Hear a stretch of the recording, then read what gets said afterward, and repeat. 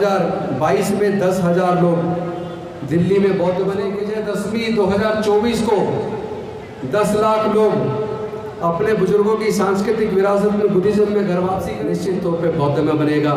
हम निश्चित तौर पे जातियों से बाहर निकलेंगे और अपने गौरवशाली सांस्कृतिक विरासत को, बुद्धिज्म को वापस गौरवान्वित करेंगे। और भारत का नाम से कोटि कोटि नमन करते हुए समाज के सभी ऋषि मुनियों और महापुरुषों के चरणों में कोटि कोटि नमन करते हुए आदरणीय भिक्षु संघ और मंच पे आसीन सभी श्रद्धावान उपासक उपासिकाओं, सामने बैठे हुए सभी उपासक व उपासिकाओं, सभी को क्रांतिकारी जय भीम विनम्र नमो बुधाय। सबसे पहले तो मैं महाउपासक बौद्ध जी को, शांति स्वरूप बौद्ध जी को अपने उनके स्मृति दिवस पर श्रद्धासुमन अर्पित करता हूँ। और साथ ही साथ यहाँ आए हुए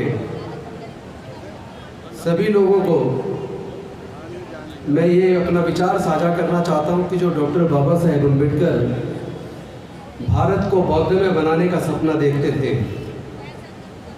उसी सपने के साथ शांति स्वरूप बौद्ध जी भी जीते थे। और पूरे देश में, पूरी दुनिया में जाकर उन्होंने बुद्धिज्म को आगे बढ़ाने के लिए, इस समता क्रांति के आंदोलन को आगे बढ़ाने के लिए उन्होंने भी अपना पूरा जीवन लगाया। और हम स्वयं पूरे देश के कई राज्यों में इकट्ठे साथ भी गए। और ये जो कोरोना 2 साल पहले आया, जो मेरे छोटे भाई बोल रहे थे कि कोरोना कुछ नहीं था, मैं तो उसका विशेषज्ञ नहीं हूँ, लेकिन इस बीच हमने अपने बहुत लोगों को खोया है और इस बात का हमें दर्द भी है। और जिस दौरान बोधाचार्य जी जब एडमिट कराए, वो समय तो ऐसा था कि डॉक्टर और स्टाफ कोई भी मरीज के पास जाने मात्र से डर रहे थे। तो बहुत ही खतरनाक समय से हम गुजरे। और शायद उसी समय हमने रामरतन बौद्ध जी को भी हमने एडमिट कराया। और मुझे लगता है कि शायद सेम डे या 2-3 दिन के अंतराल में बोधाचार्य जी भी और रामरतन बौद्ध जी भी और रामपाल सिंह गौतम जी भी, 3 लोग हमारे मिशन के योद्धा हमारे बीच से गए। और इस पूरे कोरोना के 2 साल ने हमारे पूरे मूवमेंट को काफ़ी आघात पहुँचाया। काफ़ी हमारा मूवमेंट जिस तेज गति से चल रहा था उसमें भी बाधा बनी। लेकिन मुझे लगता है कि एक सच्ची श्रद्धांजलि उनके स्मृति दिवस पर यह होगी, जिस विचार के साथ जो डॉक्टर बाबा साहेब अम्बेडकर का भारत को बौद्ध में बनाने का जो सपना था, लोगों को जातियों से बाहर निकाल के जातिगत उत्पीड़न से मुक्ति दिलाने का जो संकल्प था, उस संकल्प को हमें और आपको सबको मिलकर पूरा करना चाहिए। और हम उसके लिए प्रयास भी कर रहे हैं। हमने संकल्प किया है, केवल ये भाषण देने मात्र के लिए नहीं है, ये हमारा संकल्प है, ईमानदारी भरा संकल्प है। बाबा साहेब के सामने प्रतिमा के खड़े होकर हमने संकल्प लिया है, इस बार के अशोक विजयदशमी 2022 में 10,000 लोग दिल्ली में बौद्ध बनेंगे। अशोक विजयदशमी 2023 को 1 लाख लोग बौद्ध बनेंगे। अशोक विजयदशमी 2024 को 10 लाख लोग अपने बुजुर्गों की सांस्कृतिक विरासत में बुद्धिज्म में घर वापसी करेंगे। और 2025 अशोक विजयदशमी को 10 करोड़ लोग। हम चूंकि बाबा साहब का सपना था भारत को बौद्ध में बनाने का, वो इस बीमारी को समझ गए थे कि जब तक जातियां रहेंगी तब तक जातिगत उत्पीड़न बना रहेगा।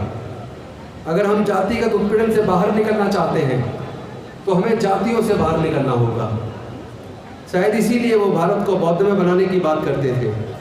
अनफॉर्चुनेटली जिस दिन डॉक्टर बाबा साहेब अम्बेडकर का महापरिनिर्वाण हुआ, उस दिन में और दीक्षा दिवस में केवल 1 महीने 22 दिन का अंतर था। अगर वो कुछ साल और जीते तो शायद जो संकल्प उन्होंने भारत को बौद्धमय बनाने का किया था वो उसको जरूर पूरा करते। लेकिन हम भी इतने निकम्मा और नकारा अपने बाबा साहेब की संतान नहीं है कि हम उनके सपने को साकार न कर सकें। इसीलिए हमने संकल्प लिया है और पूरे देश के अंदर और पूरे दुनिया के अंदर बसे हुए बौद्ध लोग, बाबा साहेब के सिपाही सारे धीरे धीरे एकजुट हो रहे हैं। सब लोग इस संकल्प के साथ खड़े हो रहे हैं। मुझे पूरा भरोसा है कि हमारे लोग इतने नाकारा और निकम्मे साबित नहीं होंगे कि हम बाबा साहेब की जो अंतिम इच्छा थी कि मैं इस कारवां को बड़ी मुश्किल से मुसीबतों में झेलते हुए बड़े कष्ट के साथ यहाँ तक लेकर आया। उन्होंने कहा था मुझे दुख है कि मुझे मेरे पढ़े लिखे लोगों ने धोखा दिया। उन्होंने कहा था ये मेरा संदेश मेरे लोगों को देना तो किसी भी सूरत में इसको कारवां को आगे लेकर जाएं और आगे ना ले जा पाए तो कम से कम पीछे ना जाने दें, उसको यहाँ तो रोके रखे। उस वक्त की वो स्थिति थी जो उन्होंने विदेश में पढ़ने के लिए लोग भेजे, उनसे जो अपेक्षा थी वो अपेक्षा पूरी नहीं हुई। लेकिन आज मैं विश्वास के साथ कह सकता हूँ आज बाबा साहेब के इस मिशन को हमारे समाज के पढ़े लिखे लोग इसको चला रहे हैं और वो अपना बाबा साहेब के साथ किया हुआ हम अपना वादा जरूर पूरा करेंगे। भारत निश्चित तौर पे बौद्धमय बनेगा। हम निश्चित तौर पे जातियों से बाहर निकलेंगे और अपने गौरवशाली सांस्कृतिक विरासत को, बुद्धिज्म को वापस गौरवान्वित करेंगे और भारत का नाम रोशन करेंगे।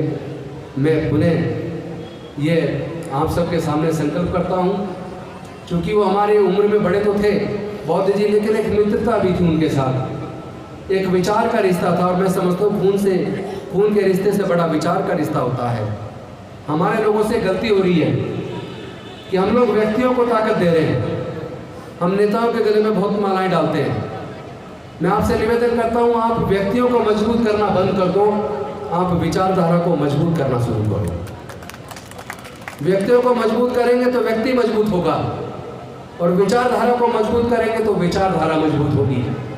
तो यह आपको तय करना है कि व्यक्ति को मजबूत करना है या विचारधारा को मजबूत करना है।